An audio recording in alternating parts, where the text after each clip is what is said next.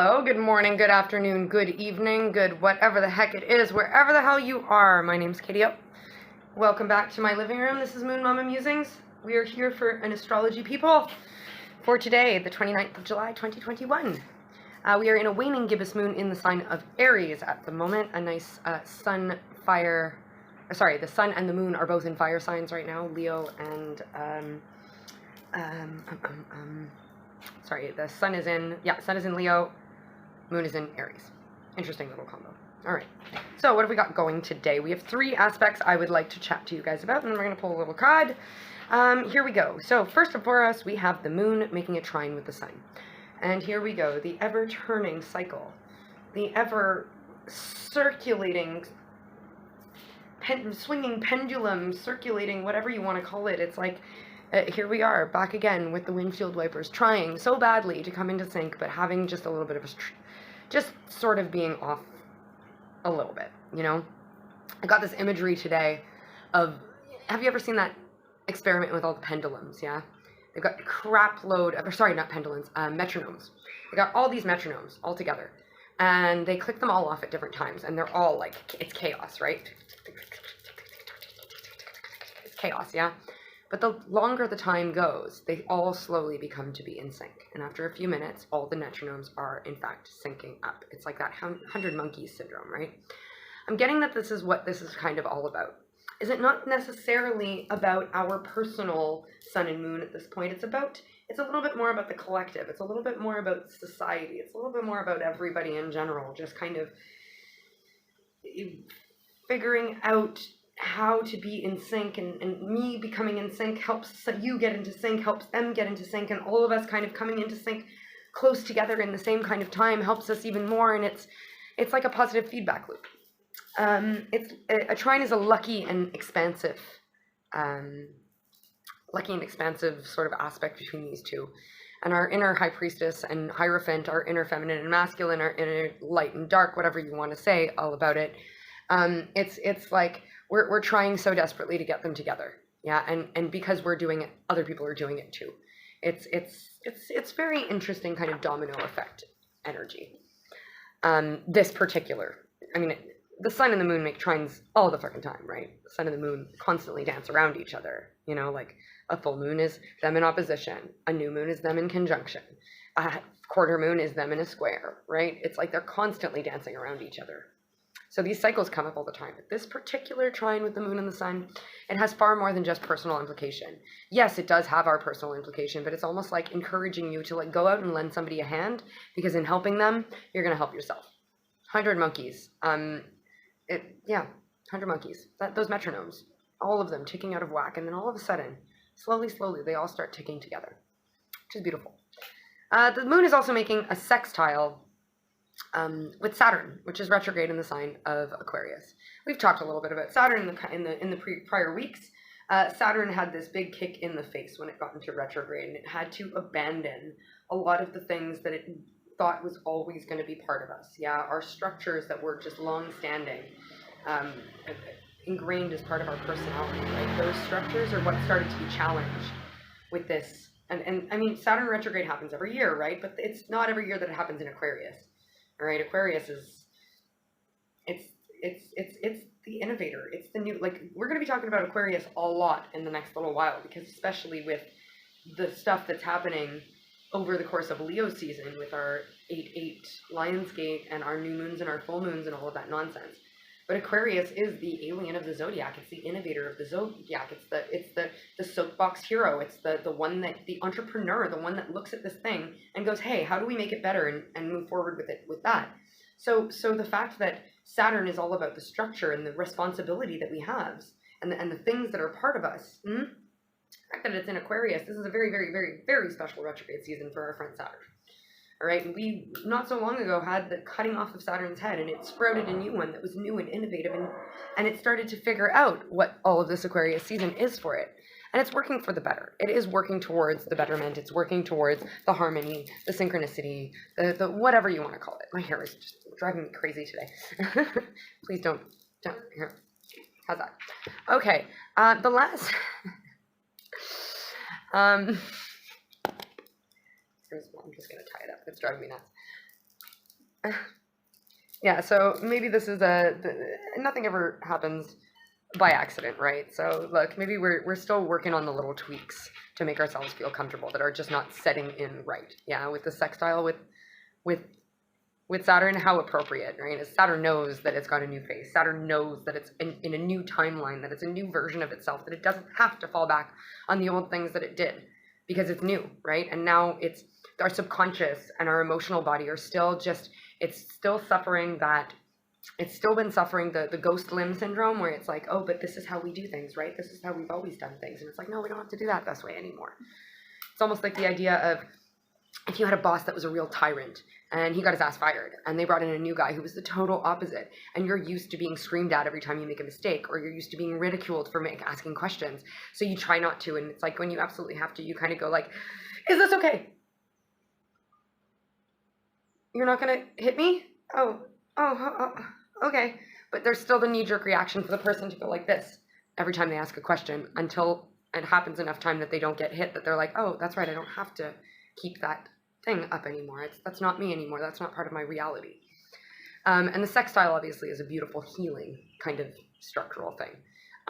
So yeah, we are the fact that Saturn, and keep in mind, Aquarius is also a very this is a sign that knows what it's talking about, right? It's larger than life. It's the one that is unapologetic about, hey, I may be different, but here I am.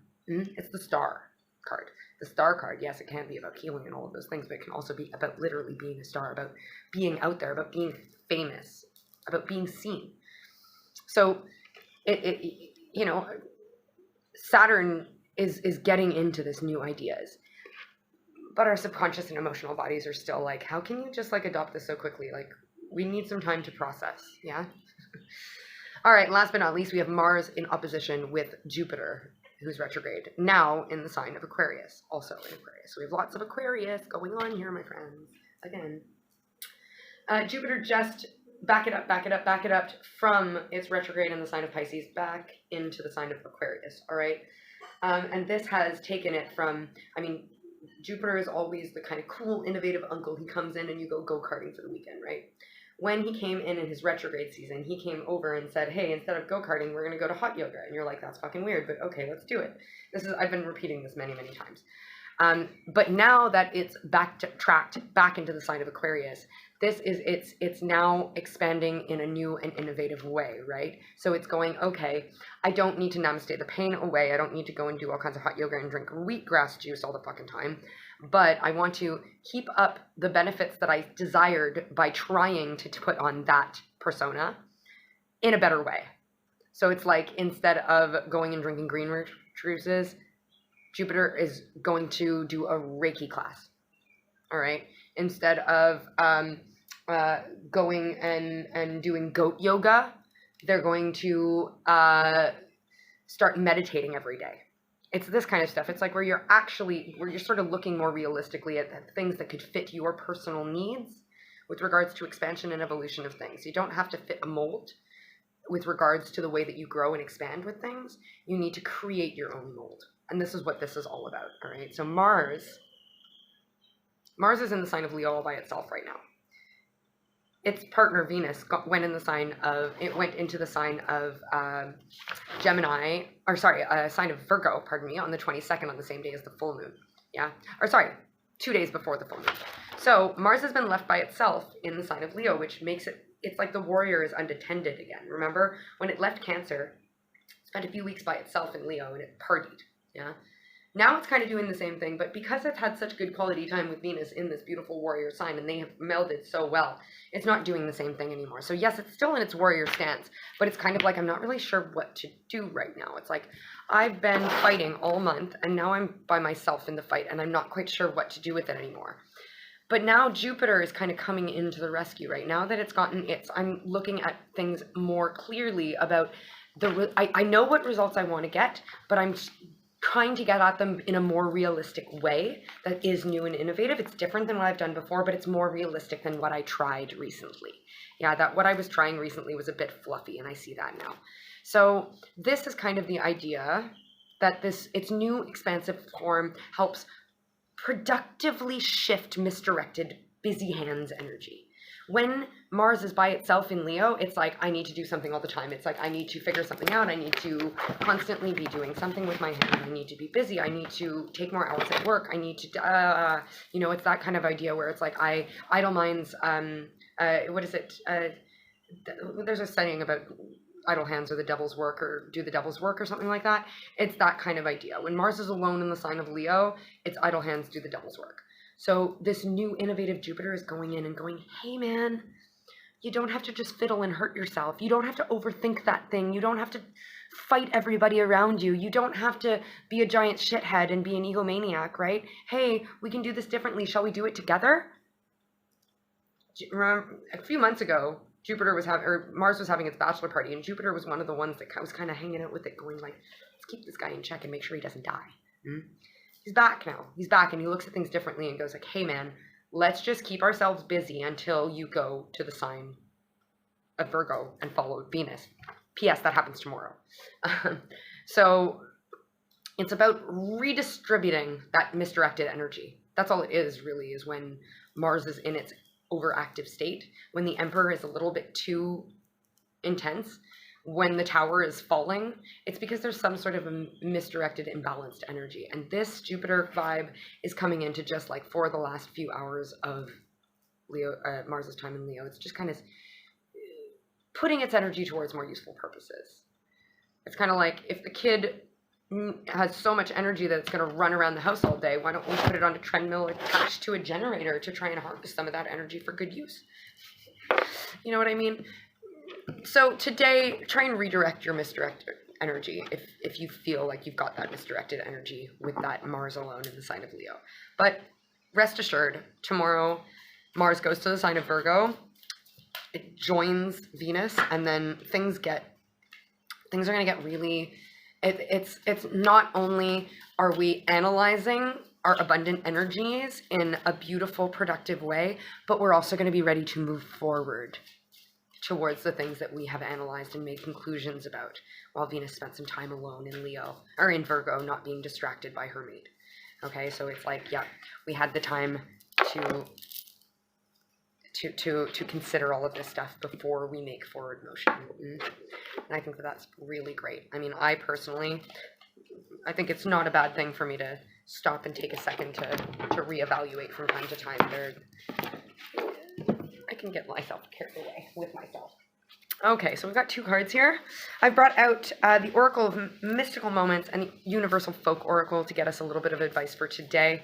And we have two cards that came out here. First of all, we have Stranded. Whoa, my goodness, this card is alive today. So we are feeling very restless about this card, clearly. 44. This is a nice, conducive alignment energy of home. Look at this, Stranded. What is this boat doing in that tree? It's not meant to be there. And you can't really put your anchor into air, right? This is you're a little bit far off from the ocean where that anchor is useful. So I feel like this is energies where they're misdirected. We feel stranded because we've got all this misdirected energy. What use is a boat going to be in the tree? What use is that anchor going to be if it's just in thin air? Misdirected energies. This is confirming, but let's read what the book has to say about Stranded. Misdirection, misjudgment, fear of failure. Ha ha ha, here we go. Look at this young sailor stranded with his ship on the top of a tall tree. He needs his anchor to help him get back down to earth. The card asks, how did the ship get there? This is such an unusual place for a seafaring vessel. At times we feel the same. We find ourselves in situations we can't quite understand. Sometimes we feel we've made mistakes because our expectations are so high.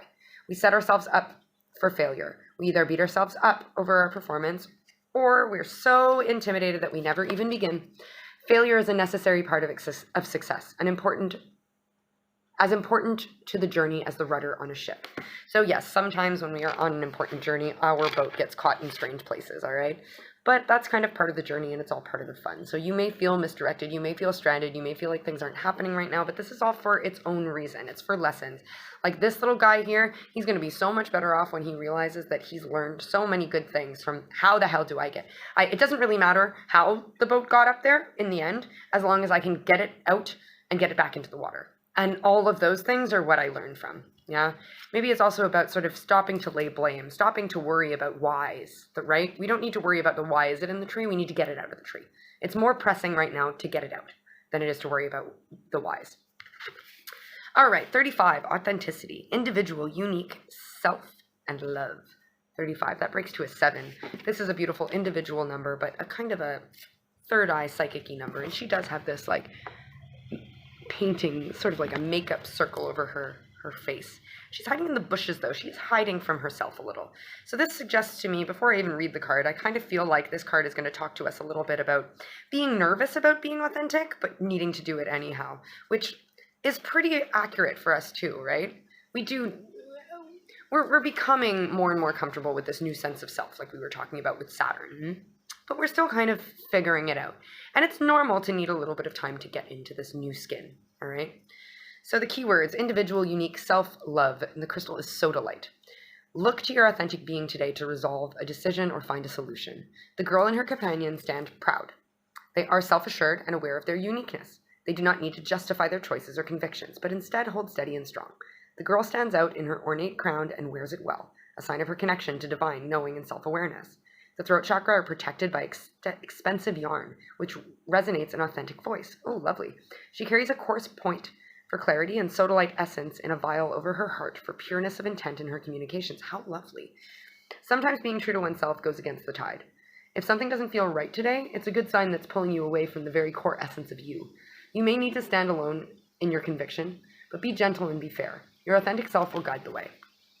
This is a message that had come up for a lot of different people that have come to me for advice, for readings, and messages that have come up for myself as well. There is something that is so very important about the gentleness of being authentic. And it's not easy to do, but it's kind of the name of the game right now.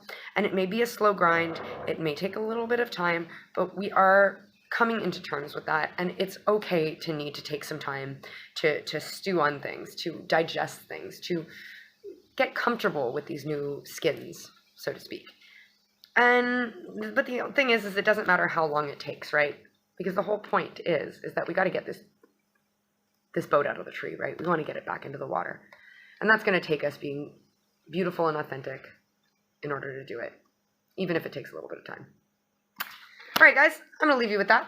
I wish you a delightful day. I will be back tomorrow here on Instagram or on YouTube for another Astrology Peephole, and then I will be back on the 31st for the last quarter moon, which transits to the sign of Taurus. Until then, though, thank you so much. Let's back it up. I'm sorry for anything you're going through. If I've made you feel a certain way, thank you so much for being a beautiful human or being or whatever you identify with, and lending your energy to the circuit. I love you to the moon and the stars and the sun and infinity and beyond and back. And I accept this, and I hope you do too. But if not, that's totally cool. See you next time. Bye.